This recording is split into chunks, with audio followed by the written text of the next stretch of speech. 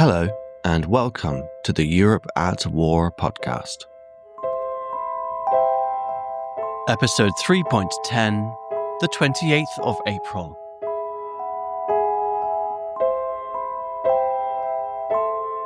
The 28th of April marks the start of the final phase of the Battle of Berlin, as the Soviet forces stand poised to launch a massive three-pronged attack on the heart of Nazi Berlin, the Zitadelle district.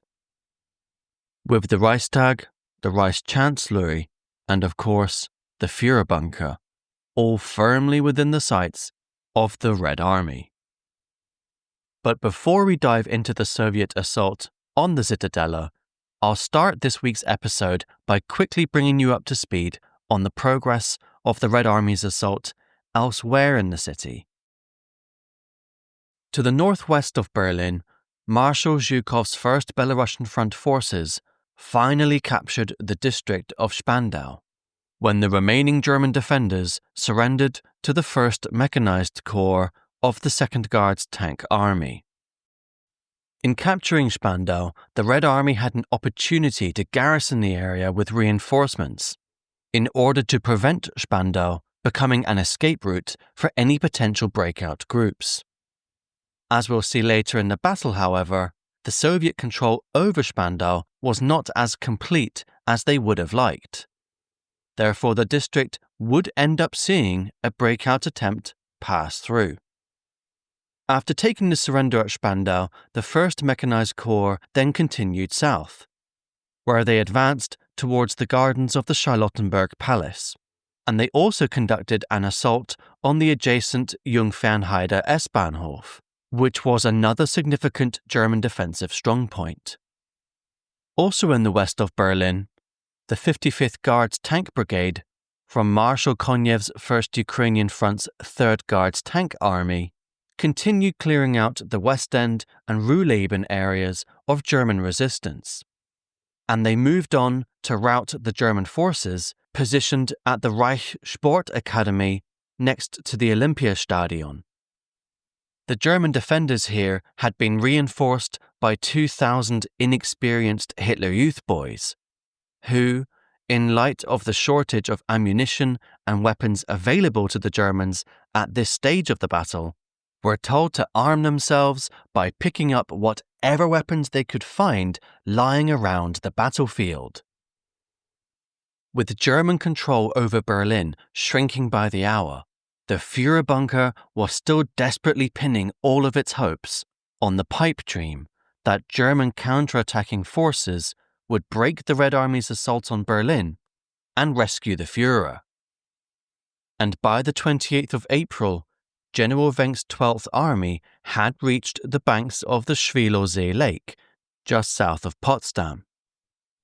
And upon arriving at the lake, General Wenck immediately messaged the Potsdam garrison, under the command of General Rehmann, the former commander of the Berlin defense area, ordering him and his garrison of 20,000 men to break out of Potsdam and link up with Wenck's 12th Army.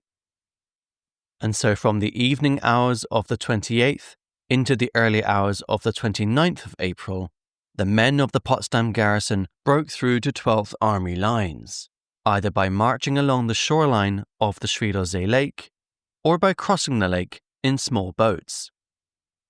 In theory, Wenck was now in a prime position to strike towards Berlin, but Wenck's true intentions were that as soon as the men of the Potsdam garrison reached his lines, Wenck would swing his forces away from Berlin towards the Belitz area instead. There, Wenck's 12th Army was to receive the battered remnants of General Busse's 9th Army, who on the 28th of April launched their final breakout from the Halbe pocket. The plan, cooked up by Wenck and Busse, was that as soon as this 9th Army breakout force reached 12th Army lines, both armies would hot-tail it out of there and make a break for the Elbe River, to surrender to the Americans instead. Not wanting to give the game away and tip off German high command, Wenck kept this plan to himself for now, though it wouldn't be too much longer before the Führerbunker would learn the crushing truth. Of course, the ability of Wenck and Busse to create an alternative escape plan in the first place was only possible because they operated in relative freedom. They were both far beyond the reach of the Führerbunker, and they didn't have Hitler's lackeys breathing down their necks, enforcing the Führer's will by threat of execution. This is in stark contrast to the oppressive and futile position General Weidling found himself in within Berlin. By now, Weidling's forces were trapped within a rapidly shrinking perimeter extending from Alexanderplatz in the east to the banks of the Havel River in the west, and this pocket was barely 1.5 kilometers wide in some places. Weidling still had around 30,000 soldiers under his command, but their food and ammunition supplies were almost exhausted, and the Berlin garrison only had a handful of tanks and guns left. At the evening situation conference in the Führerbunker, Weidling informed Hitler that the Berlin garrison could only hold out for another 48 hours at most. Therefore, if surrendering to the Soviets was not an option, then his forces must be allowed to break out from the city, or they would surely be annihilated by the Red Army. Of course, Hitler could have brought an immediate end to the fighting by surrendering his forces, but he was determined that he and Berlin should go down in flames rather than capitulate to the Soviets. Therefore, as long as Hitler lived, no breakout was to be sanctioned and no surrender was to be given. Shortly after, in another hammer blow to Hitler, reports reached the Führerbunker that Himmler had been conducting secret peace talks with Count Bernadotte of Sweden. Hitler was shaken to his core, for Himmler had always been considered as one of the Führer's most loyal acolytes, and coming only a few days after Göring's attempted coup, Hitler must have wondered just how much more betrayal he could take. Enraged, Hitler went to the newly promoted Field Marshal von Greim, and he ordered him to fly out of Berlin and make sure that Himmler was found and punished for his crimes. Oh, and if he could also organize some Luftwaffe attacks on the Soviet tanks advancing towards the Zitadelle, that would be greatly appreciated as well. Priorities, Hitler.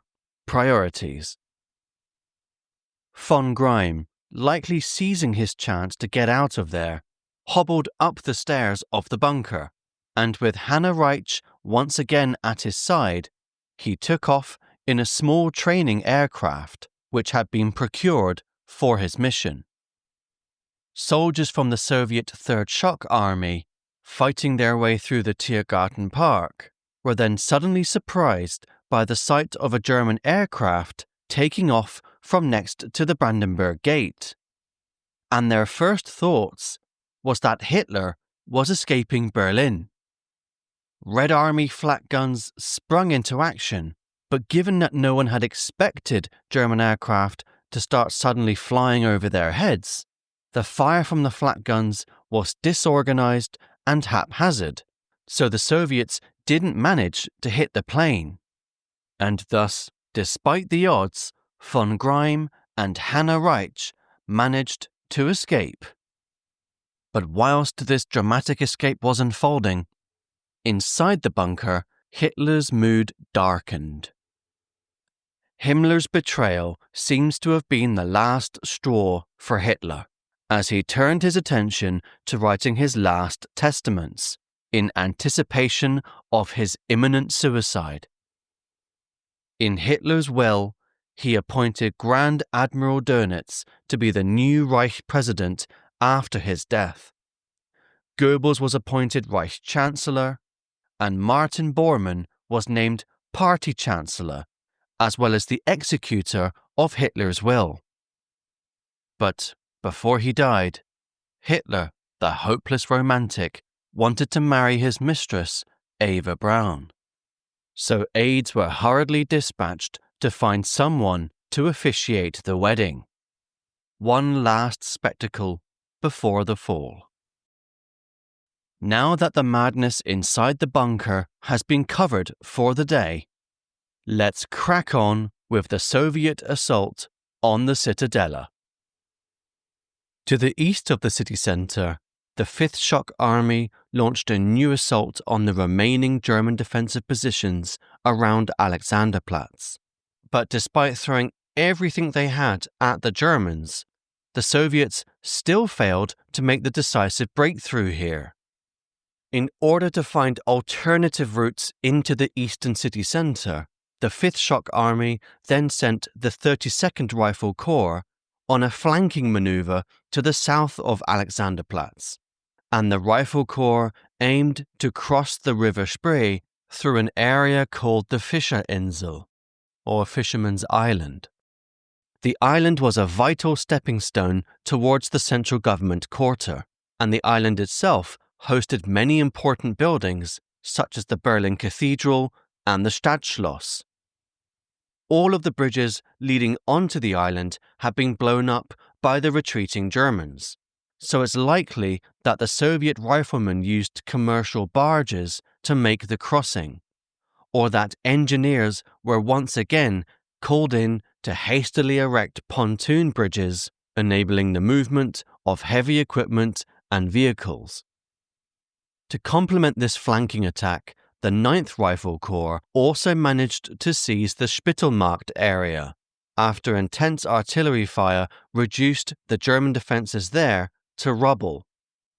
And by the end of the day, these combined thrusts from the east had penetrated deep into the centre, and as a result, the vanguard elements of the 5th Shock Army now found themselves less than 1.5 kilometres from the Reich's chancellery. Meanwhile, to the south, General Zhukov's forces spent the 28th of April assembling a strike force to cross the central section of the Landwehr Canal. The section of canal being targeted by General Zhukov's forces was roughly 2.5 kilometers long, and the section ran all of the way from Bendlerstrasse in the west, which is today known as Stauffenbergstrasse, down to Bell-Allianzplatz in the east, which is now known as Mehringplatz. In preparation of the crossing, the Soviets ordered hundreds of heavy artillery guns and Katyusha rocket launchers to be moved up to the southern bank of the canal, whilst scouts were dispatched to investigate whether the U-Bahn and S-Bahn tunnels running under the waterway could be used as an alternative means of traversing the canal. Unfortunately for the Soviets, the scouts quickly determined the tunnels as being too narrow to allow the passage of a large body of troops. Plus, the presence of German-held barricades throughout the tunnels would surely have led to a bloodbath in the darkness. Denied the use of the tunnels, the Soviet infantry were therefore forced to find small boats which they could use to cross the canal. Getting the Soviet tanks across the canal would be much trickier, however, and the best option open to the Soviets was to try and capture the only remaining bridge still standing over the canal. And that was the Potsdamer Brücke, or Potsdamer Bridge. The Germans hadn't yet blown this bridge because it represented one of the key access routes in and out of the Zitadelle district. And to ensure the bridge remained in German hands, the Berlin garrison troops had set up a killing zone of tanks, machine guns, and artillery pieces, which all promised to inflict heavy losses on any Red Army force who dared to cross. And as a last resort, the Germans had also hung 2 large mines from the bridge, which were primed to blow if it looked as if the Soviets were about to capture the bridge. Clearly, the assault over the Landwehr Canal and the fight for the Potsdamer Bridge itself were going to be a bloody affair. So in order to stiffen the resolve of his troops, General Zhukov placed plenty of political commissars into his frontline forces to make sure his orders were followed without question. General Zhukov spent the rest of the day making sure all of the artillery guns were in place, that his infantry had the boats they needed to cross, and that his tanks had enough ammunition to destroy the German defences on the Potsdamer Bridge. Satisfied that his forces were ready, he scheduled the assault over the Landwehr Canal to be launched the next day.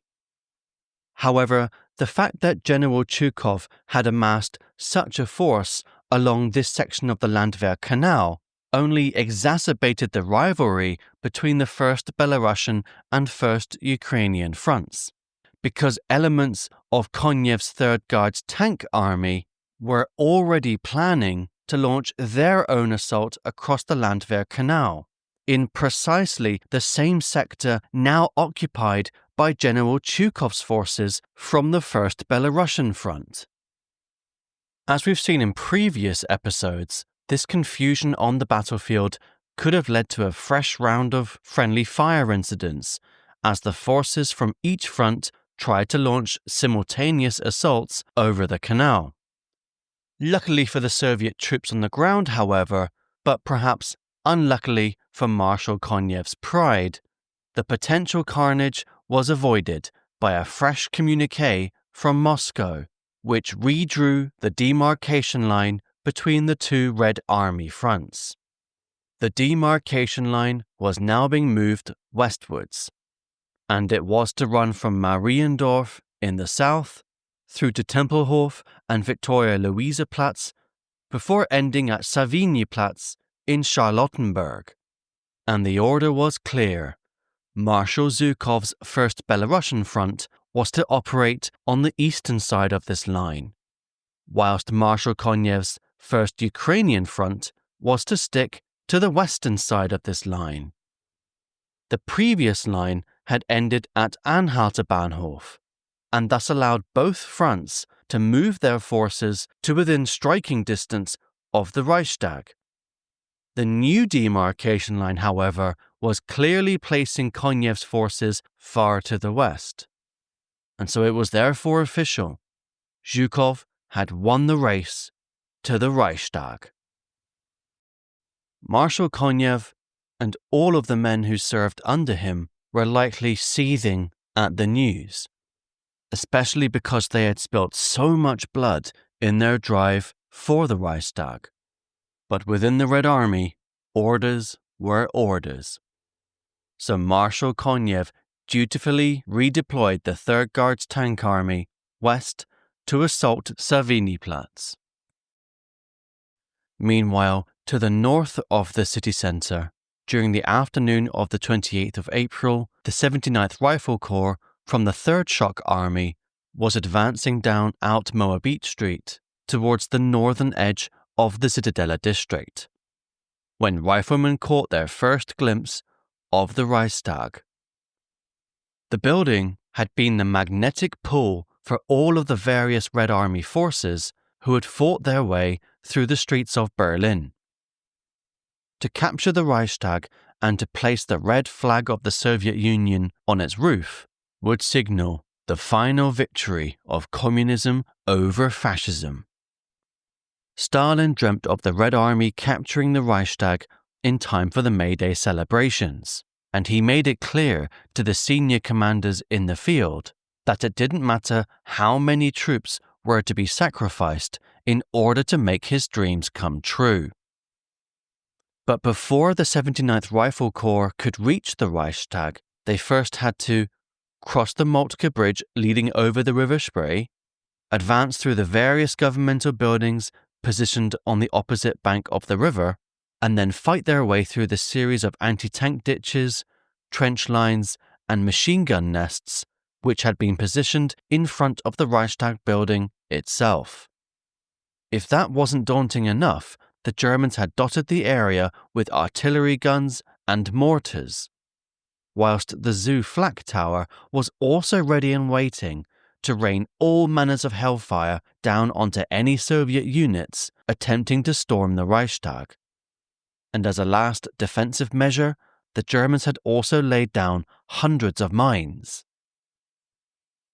In order to help you visualize the Soviet assault on the Reichstag building, I've posted a link to a map in the episode description, which outlines the route the Soviet forces took during the assault. And the map also outlines the positions of the German forces and their defensive positions. In total, the Germans had assembled a force of 5,000 men to defend the Reichstag, most of whom were SS or Waffen-SS. But reflecting the ragtag nature of the Berlin garrison, these battle-hardened SS men had been bolstered by a patchwork force of dubious fighting quality, including a Kriegsmarine battalion of radar technicians and 2 battalions of Volkssturm.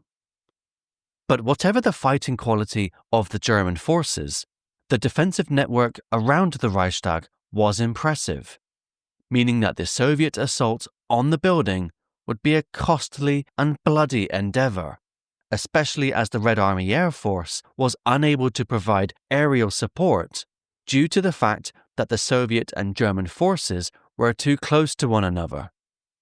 It was clear to all that hundreds, if not thousands of Red Army troops were going to perish before the red flag would fly from the roof of the Reichstag.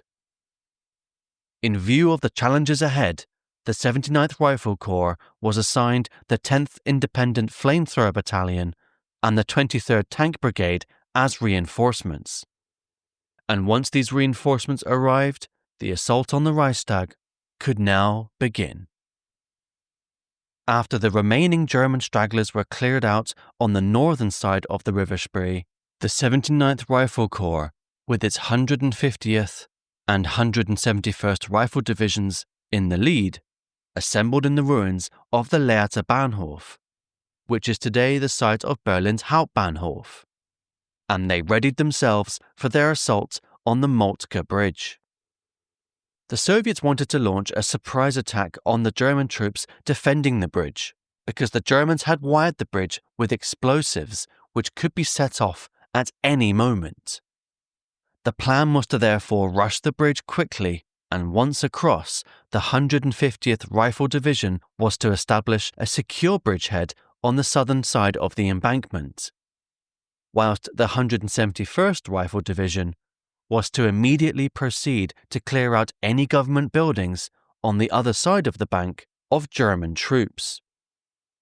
Shortly before 6 p.m., however, as the Soviets were lining up to attack, an almighty explosion ripped through the air as the German troops triggered the explosives around the bridge.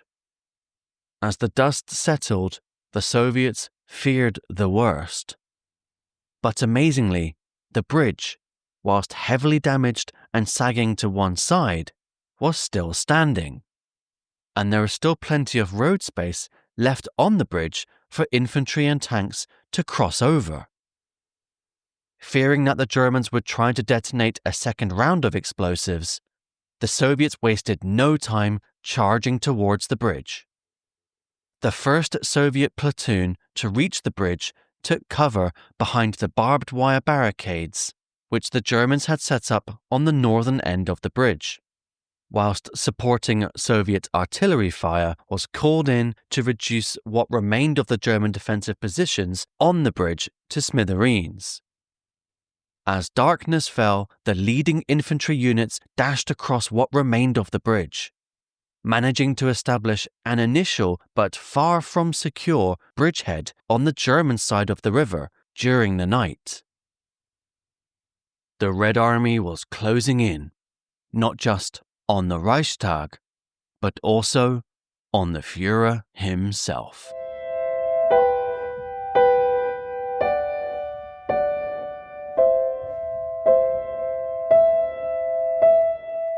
Thank you for listening to the Europe at War podcast. If you're enjoying the show and want to stay up to date with all the latest episodes, don't forget to hit that follow or subscribe button. You can also help spread the word by leaving a rating or review on your favorite podcast platform. It really makes a difference and helps more people discover the show. And if you like what I do, why not consider becoming a Patreon supporter? In doing so, you will help keep the podcast marching forward. To find out all the details, please check out patreon.com/Europe at War. Thank you.